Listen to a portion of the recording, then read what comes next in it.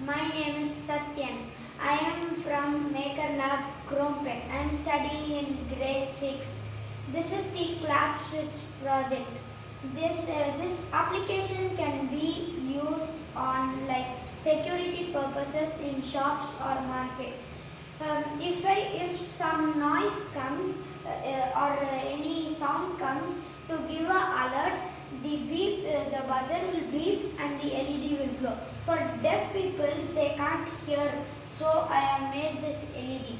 So it will be a useful project for security. And the components I have used are Arduino, this mic module, sound sensor, LED, a buzzer and a battery or a power supply.